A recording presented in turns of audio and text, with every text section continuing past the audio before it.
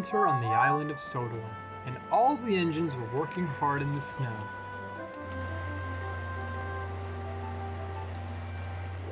Thomas was busy as usual, pulling passengers on his branch line with Annie and Clarabelle, and clearing the snow with his snowplow. Near Thomas's branch line, there's a small cottage, and near the cottage were a group of children playing in the snow. Thomas could see the children playing. "Hello," he whistled, but the children didn't reply. Instead, they threw snowballs at Thomas and his coaches.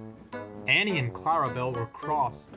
"That's not very nice," said Annie. "This snow is going to ruin our paint, and think of what the passengers are seeing," added Clarabelle. "Don't worry, you two," said Thomas. "I'm pretty sure the children are just having fun." Later, as Thomas was making his return journey, he puffed past the cottage and noticed the children playing outside again. Thomas whistled hello again, but instead of a friendly reply, the children threw snowballs at Thomas again. "Bust my buffers," he groaned. "You'd think by now they'd reply with a friendly hello instead of throwing snowballs." Thomas was cross and went on with his train. That night at the sheds, Thomas told Percy all about the children. "You saw those children too, Thomas?" Percy asked. "I ended up seeing those children too, and all they did was throw snowballs at me." "At least I'm not the only one getting hit with them," replied Thomas. "I wonder why they're being so cheeky by throwing snowballs at us. I wish they were more friendly and said hello instead." The next day, Thomas was doing his usual job again, making his journey along the branch line, hoping that he wouldn't see the children again. Thomas could see the cottage ahead and hoped the children wouldn't be there. But they were. Thomas didn't whistle hello, but the children threw snowballs at Thomas yet again. But one snowball went right into Thomas's cab and hit the driver in the face. Both Thomas and his fireman were surprised and cross. At Dryhouse Station, Thomas and his fireman checked to see if the driver was all right, but he was very cross.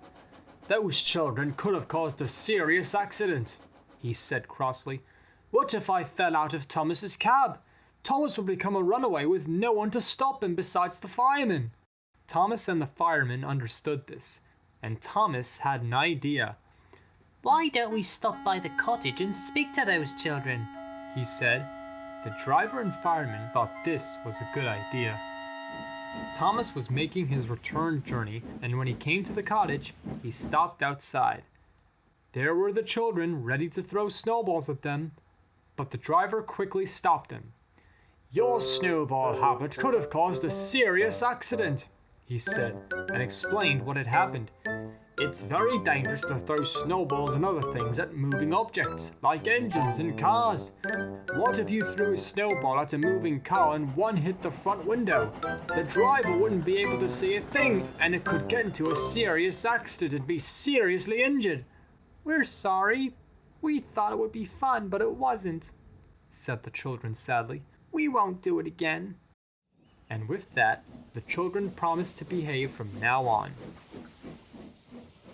Now, whenever Thomas puffs past the cottage, he can see the children throwing snowballs at each other, having fun as they played in the snow.